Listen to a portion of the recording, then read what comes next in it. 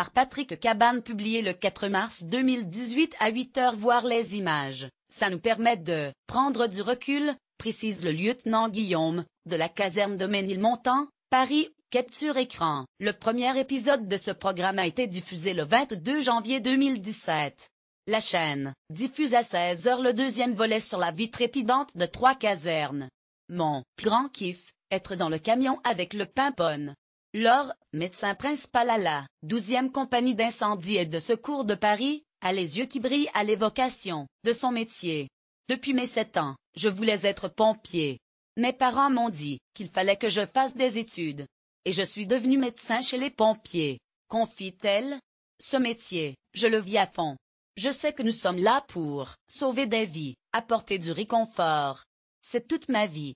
Dans la caserne de Ménilmontant, tout semble calme.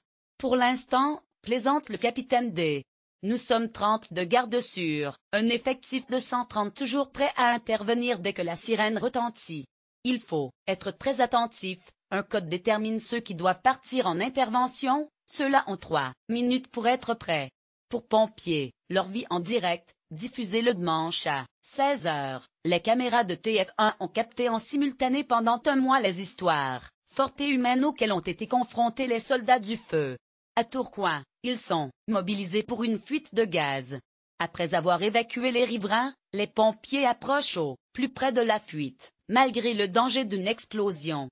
À Marseille, les marins-pompiers prennent en charge une personne âgée qui a fait une chute, tandis qu'à Paris, l'ambulance de réanimation de Ménilmontant part pour secourir un blessé par balle. Il y a urgence, la victime est en détresse vitale. Pour ce type d'opération, nous avons tout à notre disposition pour traiter la victime pendant son transport vers les urgences, précise le commandant Laure, qui avoue rencontrer quelques difficultés lorsque le camion roule. Ça bouge, mais on y arrive. Le documentaire est fidèle à notre quotidien, même si, parfois, il a tendance à le bonifier, prévient le lieutenant Guillaume. Voir les images, ça nous permet de prendre du recul et de comprendre mieux le rapport que nous avons avec les gens. Même son de cloche, pour le sergent Maxime, satisfait de cette expérience qui se fait amicalement chambrer depuis son passage à la télé. Créée en 1811 par décret impérial, la brigade de sapeurs-pompiers de Paris a été créée par décret impérial le 18 septembre 1811.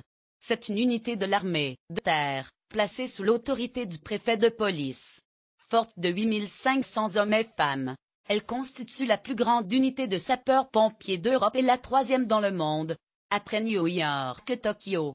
En 2017, les pompiers de Paris ont sauvé la vie de plus de 27 000 personnes et réalisé 502 438 interventions.